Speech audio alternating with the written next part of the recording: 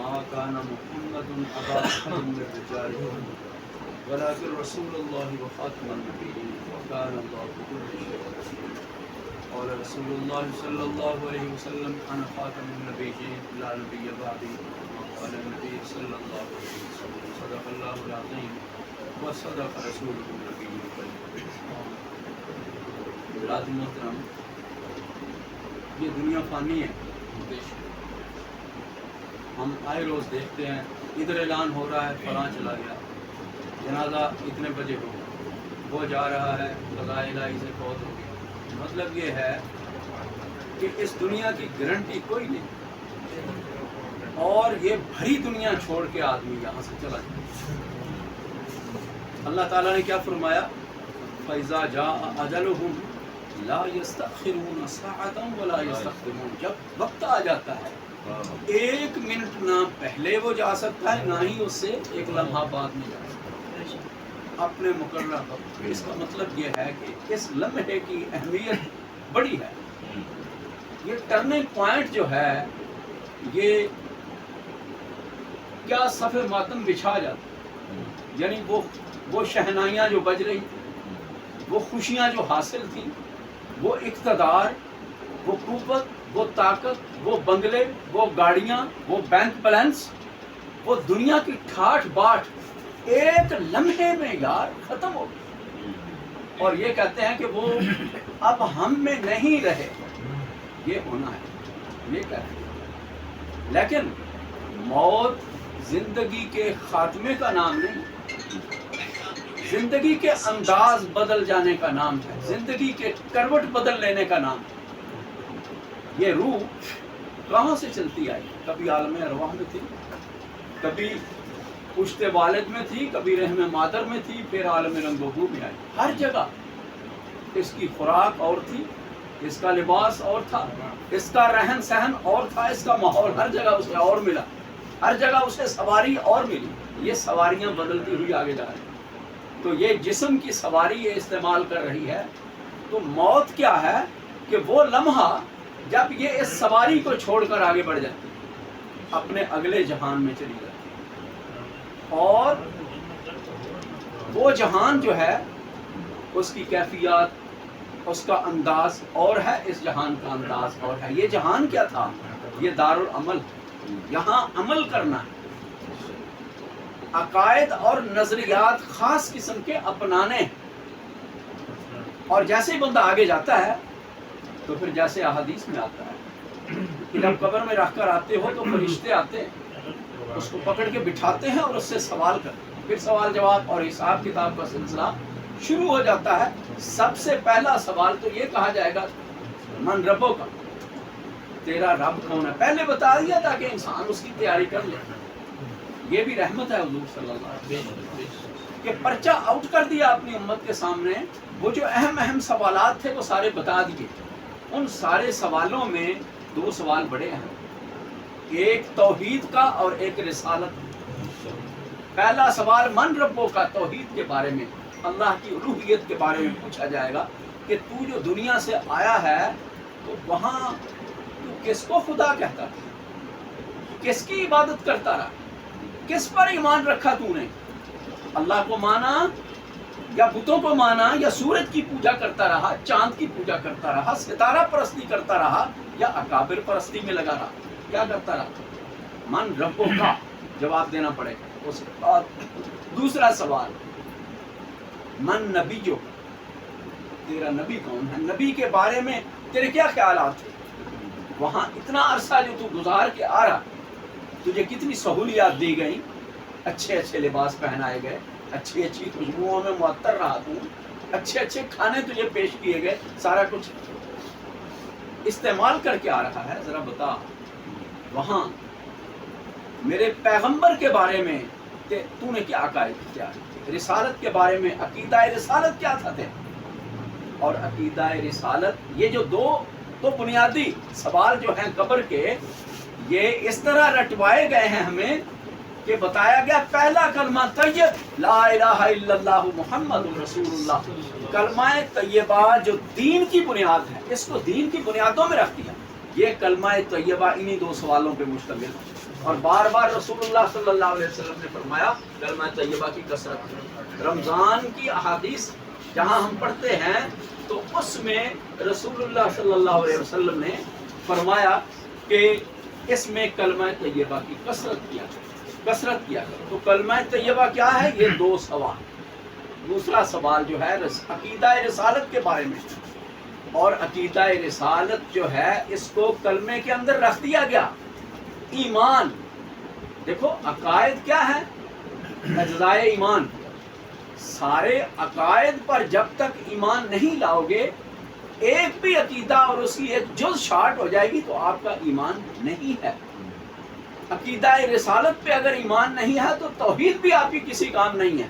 اس کو کلمہ طیبہ کے اندر رکھ کے گویا اللہ تعالیٰ نے ساری دنیا کے اندر واضح کر دیا کہ وہ لوگوں یاد رکھو، اکیلا لا الہ الا اللہ پڑھتے رہو گے تو گزارا نہیں ہونا، میں تمہارا ایمان تسلیم نہیں کروں گا جب تک محمد الرسول اللہ پہ ایمان نہیں لاؤ گے، اور محمد الرسول اللہ پہ ایمان اس وقت تک مکمل نہیں ہو سکتا جب تک آپ کی ختم نبوت پہ ایمان نہیں ہوگا۔ تو یہ کلمہ جو ہے، یہ دین کی بنیاد جو ہے، یہ سارے اوصاف رسول اللہ کے، سارے اوصاف اور کمالات اس کو لے کر یہاں رکھا گیا۔ محمد الرسول اللہ، لا الہ الا اللہ، محمد الرسول اللہ، دونوں اجزاء اکٹھے ہوں گے تو ایمان مکمل ہوتا ہے، آدمی ایمان کے اندر داخل ہوتا ہے، ایمان کے رجسٹر میں اس کا اس وقت نام لکھا جاتا ہے جب وہ محمد رسول اللہ صلی اللہ علیہ وسلم اور آپ کی ختم نبوت پہ۔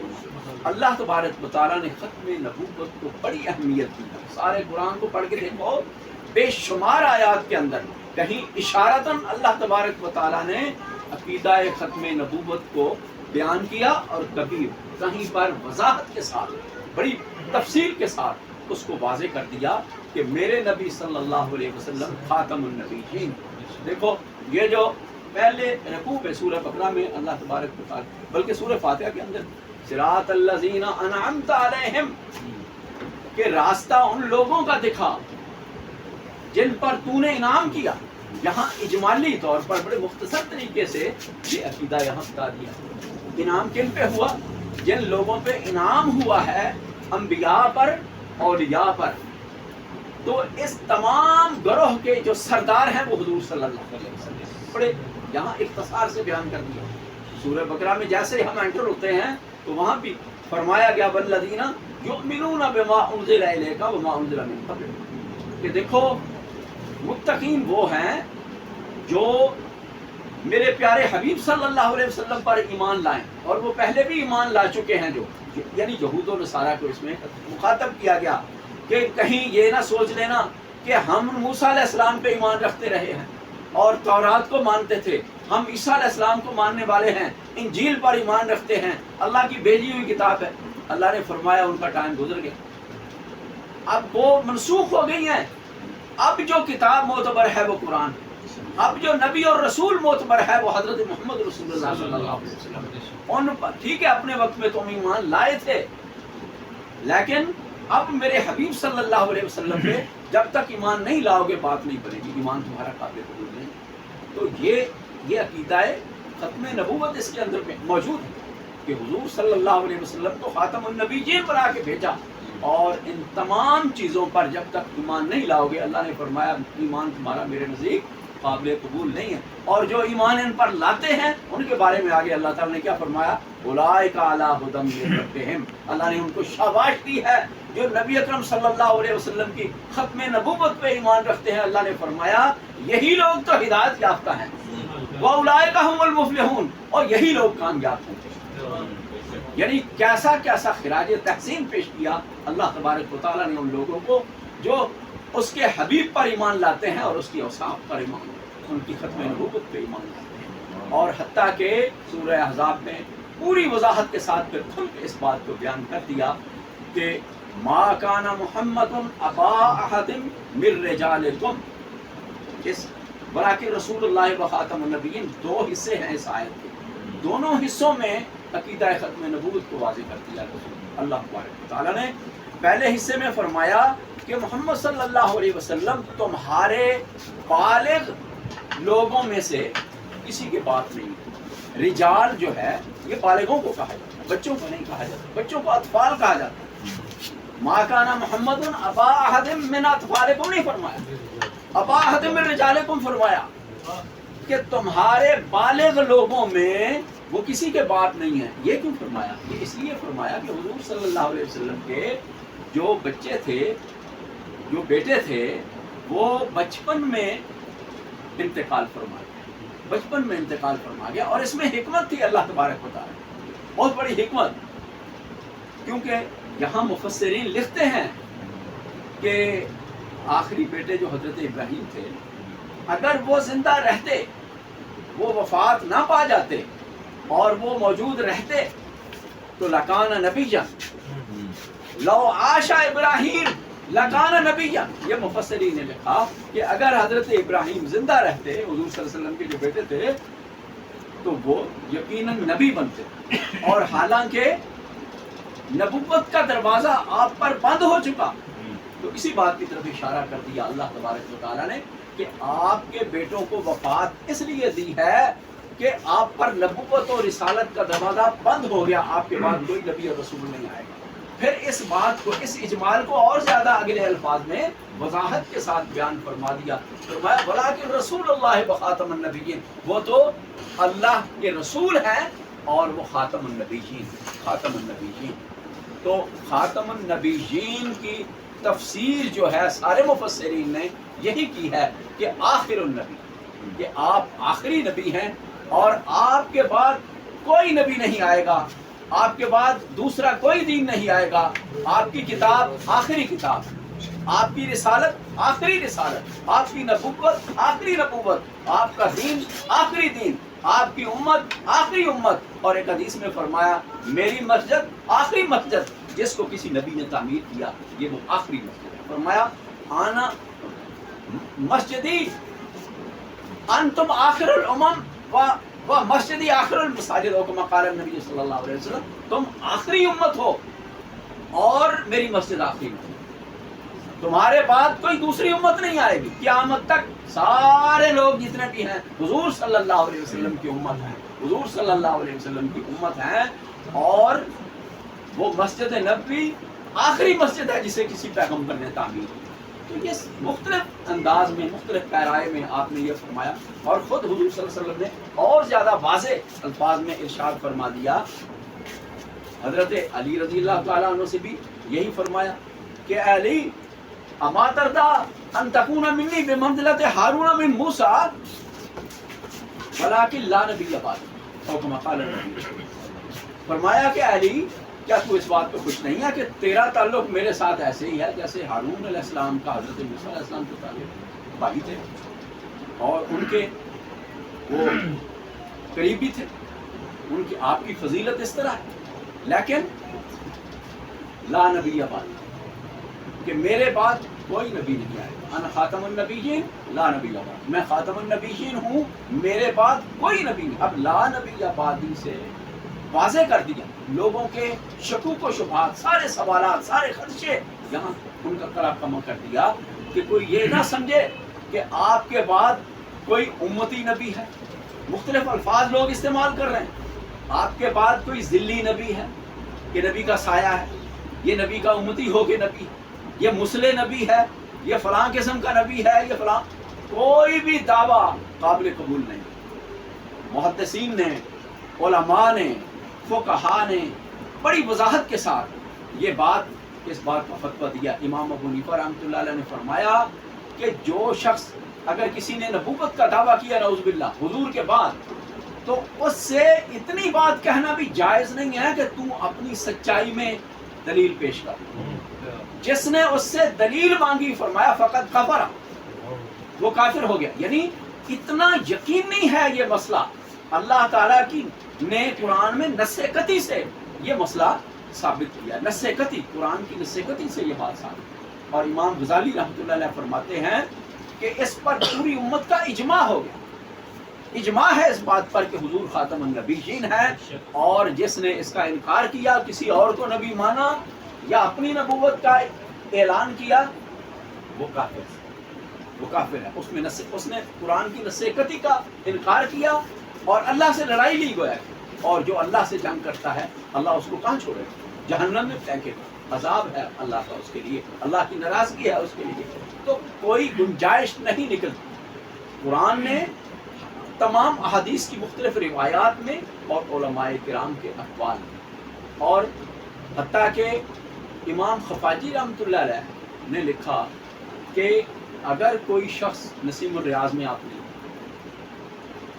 کہ اگر کوئی شخص چاہے کوئی شعبدہ بازی کے ذریعے، جادو کے ذریعے، کسی اور طریقے سے آپ کے سامنے کوئی اوٹ پٹانگ قسم کی حرکتیں کر دے، یعنی معجزہ سے مشابہ کوئی چیزیں کر دے اور لوگوں کو قائل کرنے کی کوشش کرے، تو فرمایا اس کو مت ماننا، یہ دعویٰ ہی اس کے کفر کی دلیل، یعنی اس کی کسی اوٹ پٹانگ حرکت کو دیکھنے کی ضرورت ہی نہیں ہے کہ اس نے یہ کیا اور اس نے وہ کیا، کسی دوسری بات کی طرف دیکھنے کی ضرورت نہیں، کوئی اس سے دلیل اور اس سے صفائی اور وہ مانگنے کی ضرورت نہیں ہے، بلکہ وہ کافر ہے، وہ مرتد ہے۔ تو لہٰذا یعنی نہ اللہ تبارک و تعالیٰ نے اس کے لیے کوئی نرم گوشہ رکھا، نہ اللہ کے رسول نے اس کے لیے کوئی نرم گوشہ رکھا۔